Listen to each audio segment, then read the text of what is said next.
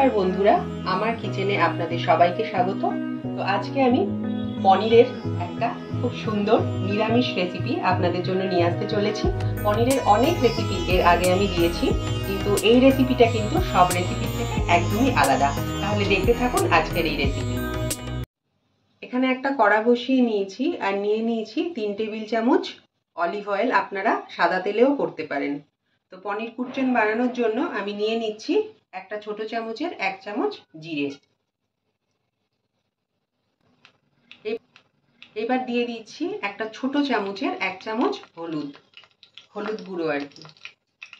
দিয়ে দিচ্ছি ছোট চামচের 1 চামচ ধনে গুঁড়ো। 1 চামচ দিয়ে দিচ্ছি কাশ্মীরি লঙ্কার গুঁড়ো।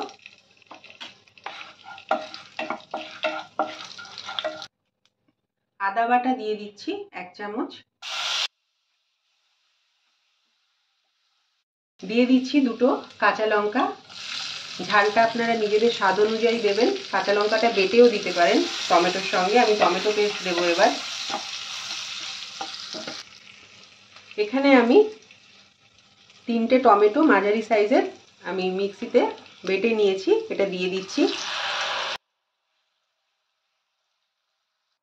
পুরো মিক্সটাকে এবার আমি তেল ছাড়া পর্যন্ত কষিয়ে নেব মিডিয়াম আঁচে।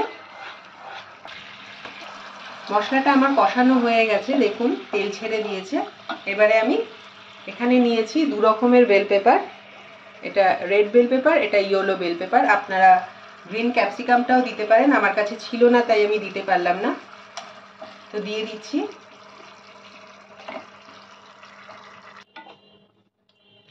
ভালো করে মিক্স করে দেব। দিয়ে দিচ্ছি স্বাদ অনুসারে নুন। একটু নেড়ে নিচ্ছি। এবারে গ্যাসটাকে লোতে করে আমি ঢাকা দিয়ে 2 মিনিট কুক করে নেব। ঢাকাটা তুলে নিচ্ছি। 2 মিনিট হয়ে গেছে। তো আমার বেল পেপার অনেকটাই নরম হয়ে গেছে। এবারে আমি দিয়ে দিচ্ছি এরকম ছোট্ট কাপের 1 কাপ জল। গ্যাসের ফ্লেমটাকে একটু বাড়িয়ে দিচ্ছি। এবার দিয়ে দেব বাটার। এরকম চামচের 2 চামচ বাটার দিচ্ছি।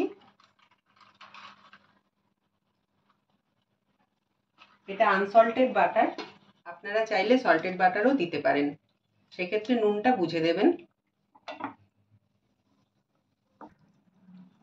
তো আমি মিক্স করে দিলাম। এবার বাটারটা গলা পর্যন্ত আমি একটু ফুটিয়ে নেব। এবার আমি পনিরটা দিয়ে দিচ্ছি। পনিরটা আমি এরকম লম্বা করে কেটেছি।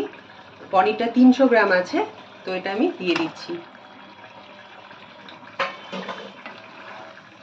এই রান্নাটায় কিন্তু পেঁয়াজ রসুন পড়ছে না, হালকা হাতে আমি মিক্স করে নেব বন্ধুরা। আর এই রান্নায় যেহেতু পেঁয়াজ রসুন পড়ছে না, এটা কিন্তু আপনারা যে কোনো নিরামিষের দিনে বাড়িতে গেস্ট এলেও কিন্তু বানিয়ে দিতে পারবেন। গ্যাসের ফ্লেমটা আমার কমানো আছে। এবারে দিয়ে দিচ্ছি ধনেপাতা কুচি আর দিয়ে দেব কসুরি মেথি। কসুরি মেথি 1/2 টিস্পুন মতো দিলাম। একটু হালকা হাতে মিক্স করে দেব। তো গ্যাসের ফ্লেমটাকে আমি বন্ধ করে দিচ্ছি। আমার রান্নাটা একদম কমপ্লিট। আর এই রান্নাটা কিন্তু আপনারা ভাত, রুটি, ফ্রাইড রাইস, নান, কুলচা সবকিছুর সঙ্গেই পরিবেশন করতে পারবেন। তাহলে কিছুক্ষণ স্ট্যান্ডিং টাইমে ঢাকা দিয়ে রেখে তারপরে আমি গরম গরম পরিবেশন করব।